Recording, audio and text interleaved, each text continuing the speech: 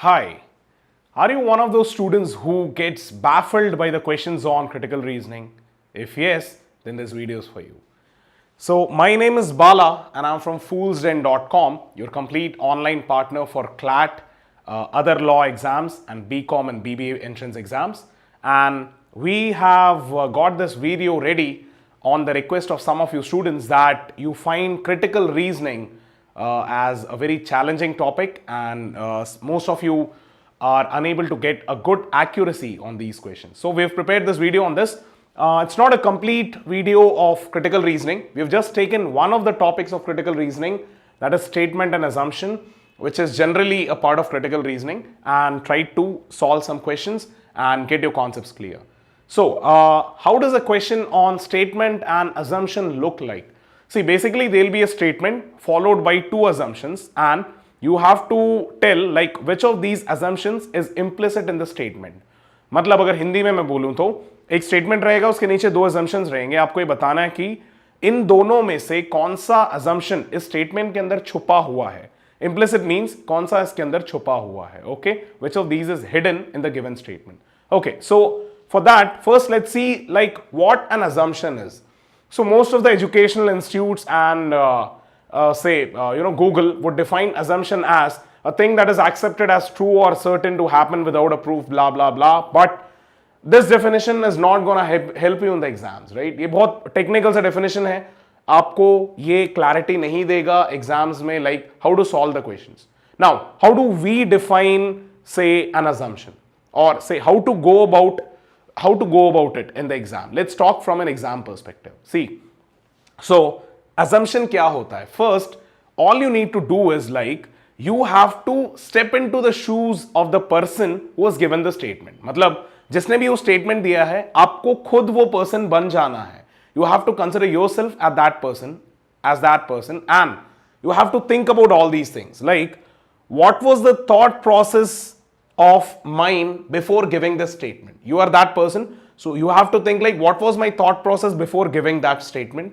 What have I considered to be true before giving this statement, right? And you have to think like, ultimately, why have I given this statement? Like, am I expecting any particular outcomes from that statement?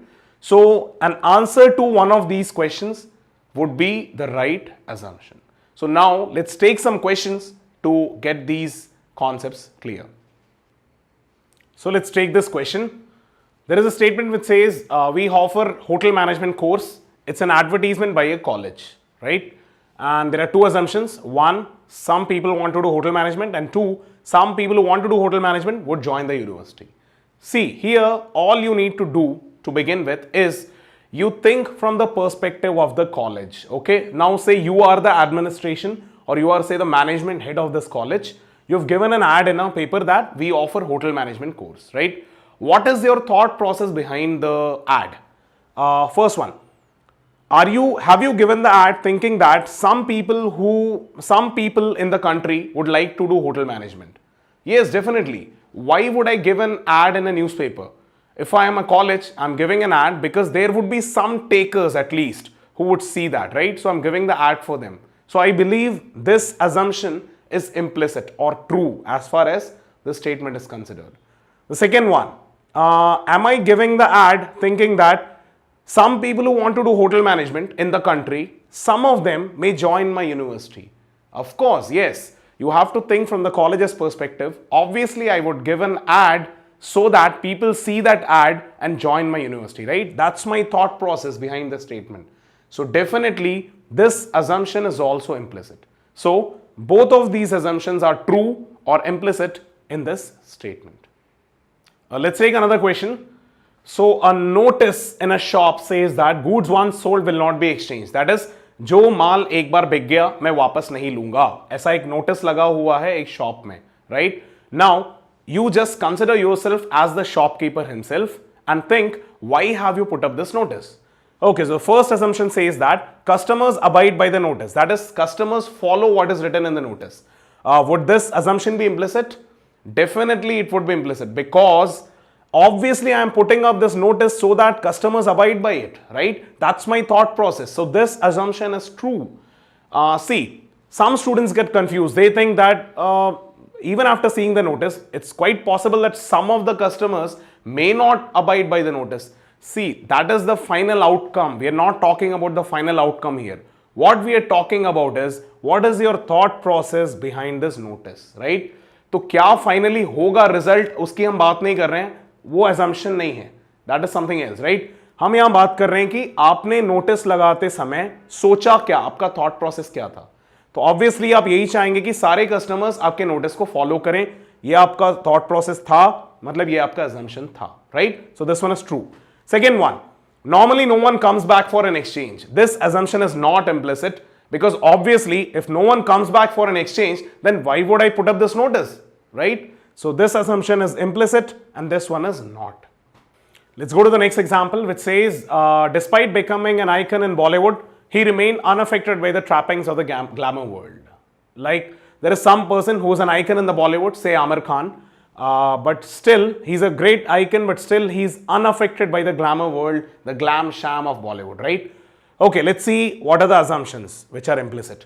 Now, you think from the perspective of this author, right? Suppose say I'm this author who's saying, giving this statement.